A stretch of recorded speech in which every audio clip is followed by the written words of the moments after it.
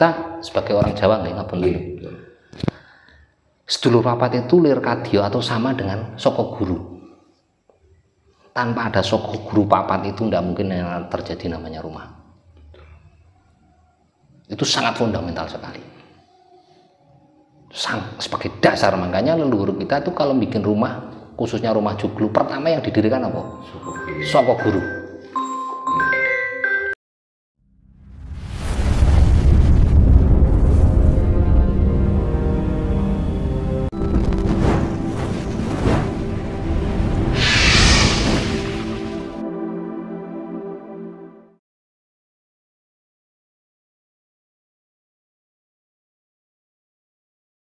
Makanya di awal tadi saya sampaikan banyak orang yang berketuhanan tapi tidak paripurna.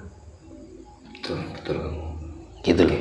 Nah di situ gimana tujuan bisa teraih kalau tidak paripurna gitu loh. Lah sementara Cina, Jepang, gitu, Korea, negara-negara yang maju itu sudah paripurna gitu loh.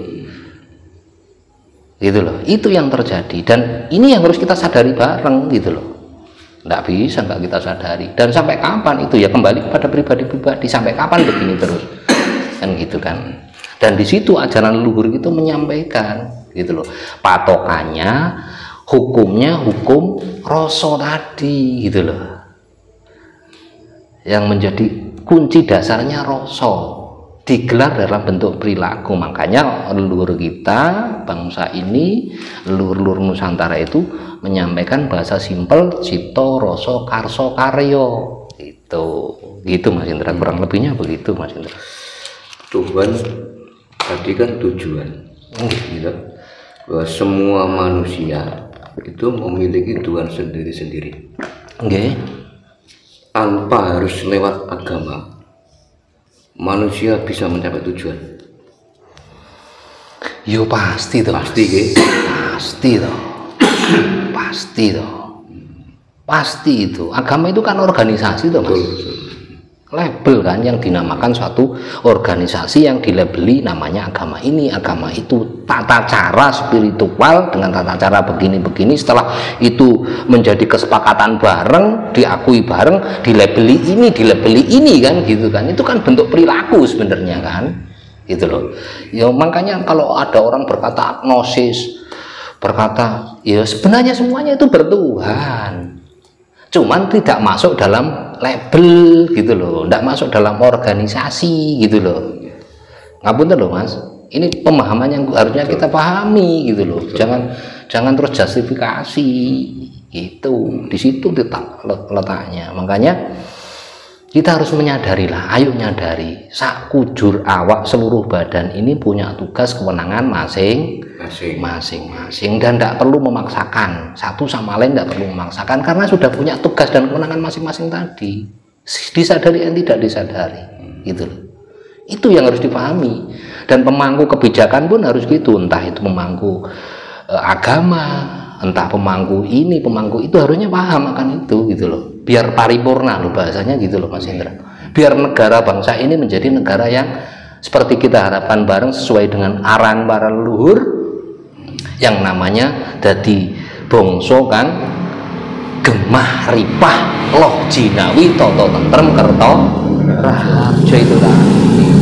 Ngoten Mas Indra, kurang lebihnya gitu.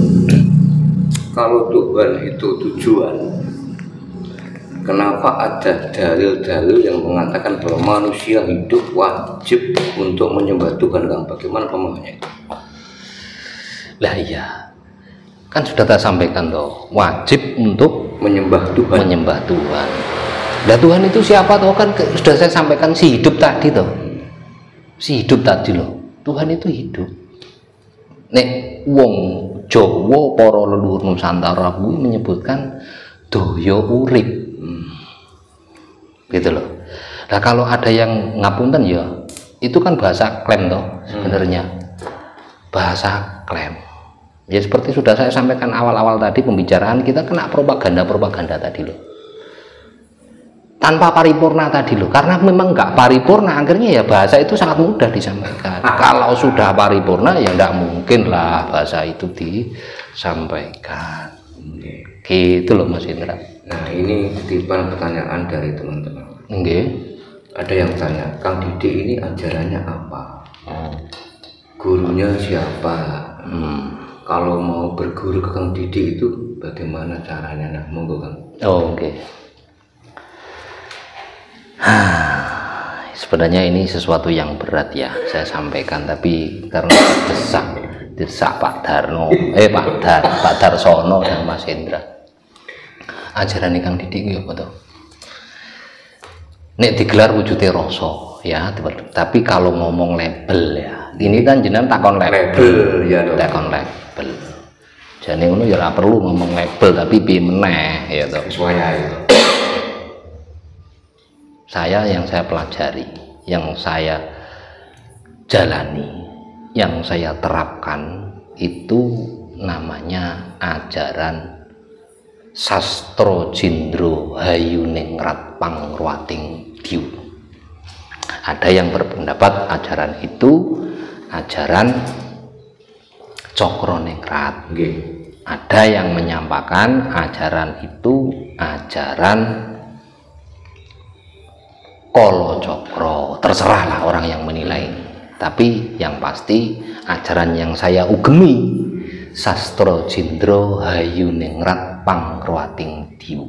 Kalau terus siapa gurunya Kang Didi? Jati diri saya sendiri. Jati diri saya sendiri. Berguru dengan alam. Berguru dengan alam. Dengan laku. Ya makanya tadi kan saya sampaikan, ilmu iku tinemune kanthi laku. Lekasing kas tegesing kas nyatosani setya Buddha pangkekesing durangkara. Itu. Kalau cuma ngomong label teori ya nggak rampung, harus ada laku kang nyoto gitu loh. Lah monggo kalau pamirsa kok kepingin ketemu sama Kang Didi untuk berbicara terkait dengan cara perilaku yang harus diterapkan dalam berolah spirit dengan tata caranya Kang Didi, ya monggo, ayo, gak apa-apa saya sampaikan, tapi ya nggak di forum model-model YouTube. Ayo kita duduk bareng gitu loh, karena leluhur kita mengajarkan begitu gitu loh. Ono toto coro adicoro yang harus diterapkan, ada prosesi-prosesi kan gitu. Itu terus masuk proses ini Kang Didi nggak podo karo agem, jangan bicara tentang itu. Kalau susah bicara tentang detail tentang sistem itu kan setiap label itu punya sistem sendiri-sendiri yang seperti sesi sebelumnya saya sampaikan. Urusan dapur saya ya tidak mungkin toh saya sampaikan, jenengan kan pinginnya barang dadi sego goreng wis dadi gitu loh, mintanya instan. Sejak kapan Kang Didi, usia berapa ketika belajar ilmu Sastro Jindro Hayuningrat Pangruating Diu? Saya itu diajari sama eyang saya itu di usia 13 tahun Kang. 13 tahun diajari itu terus menerus dalam proses perjalanan tadi ya ketemu banyak hal. Akhirnya umpama gugusan bintang gitu akhirnya menemukan orbit. Nah, menemukan ketemu dengan itu ya secara guru pribadi spiritual saya banyak. Tapi saya tetap mengugemi yang ajaran pokok tadi gitu loh Mas Indra. Sebagai masukan, sebagai tambahan wawasan, tambahan pengertian supaya kita lebih dewasa untuk menyikapi dalam berkehidupan, cuman itu aja. Kalau yang lain-lain. Oke, kurang lebihnya gitu Mas Indra. Ketika usia 13 tahun Kang Didi belajar ilmu Sastro Jindro, apa yang diajarkan yang dulu? Tentang apa? Yang pasti kita dikenalkan yang namanya sedulur papat limo pancer. Sastro Jindro itu sebenarnya ya kakang kawah kita. Hayuningrat itu siapa? Adi hari-hari kita gitu loh. Dikenalkan tentang itu karena itu yang mengiringi sak rino sak mengini dalam kehidupan kita.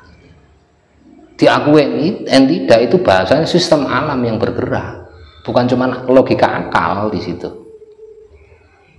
Makanya kan pernah saya sampaikan di sesi sebelumnya, ngerti yo bahwasanya hidup itu diwiwiti dari kemarin itu yang sudah sampaikan, dari wujudnya komone romo kita. Di dalam komo itu ada wujudnya wadi madi mani manikem.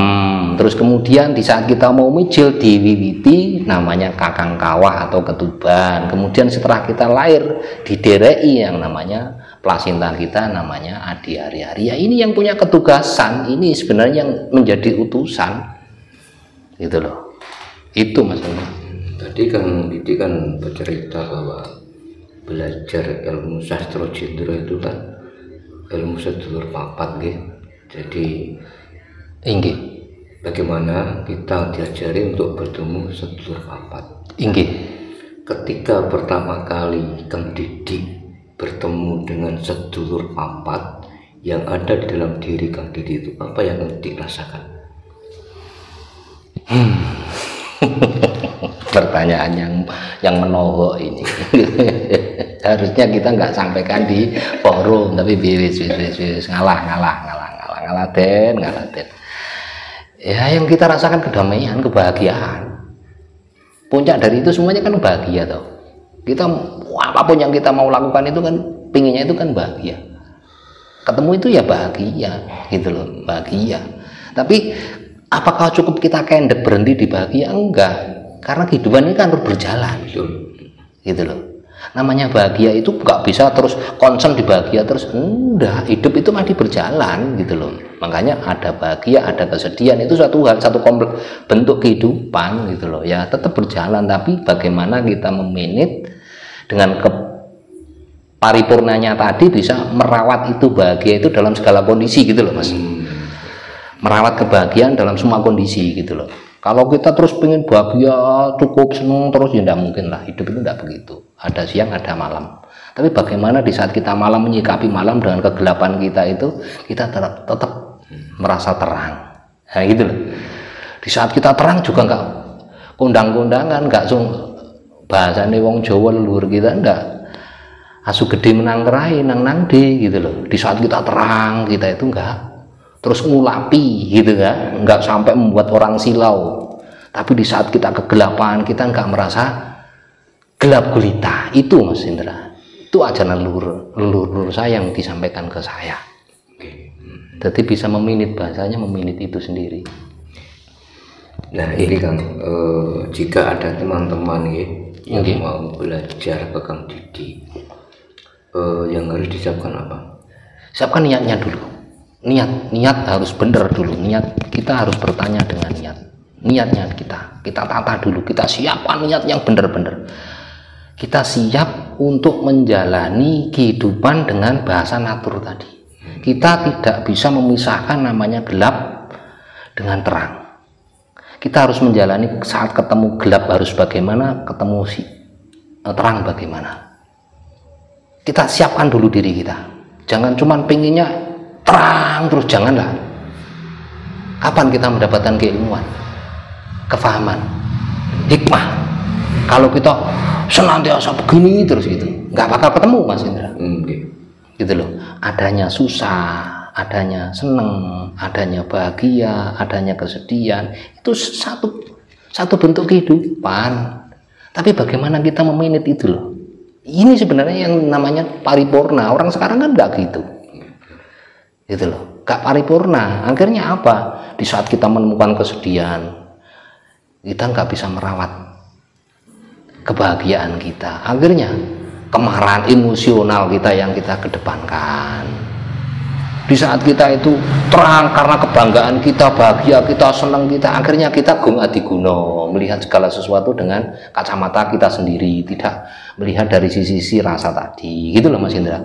Itu yang terjadi di bangsa ini sebenarnya. Dan di ajaran sekarang ini, itu yang terjadi. Orang diajari ini yang semuanya hanya angin surga. Padahal kehidupan itu tidak bisa lepas dari dua hal tadi. Ada senang pasti ada susah, ada siang pasti ada malam, gitu kan. Ada kaya pasti ada miskin, gitu loh. Dan itu dalam kondisi kita siap dengan segala kondisi tadi loh. Itu yang harus kita niatkan dulu, dia siapkan dulu. Siap kayak gitu, monggo kita duduk bareng. Tanpa itu ya percuma lah kita ngomong, akhirnya menjadi ajaran yang angin surga lagi, ketabus gitu loh. Seberapa penting kan kita untuk tahu dan kenal dengan sedulur papat? Kalau menurut saya sangat penting sekali, sangat fundamental sekali. Itu sangat fundamental, sangat dasar sekali, dan keharusan kalau menurut saya. Wajib ya? Wajib. Kita sebagai orang Jawa nggak ngapun dulu. Sedulur papat itu lir kadya atau sama dengan soko guru. Tanpa ada soko guru papat itu tidak mungkin yang terjadi namanya rumah.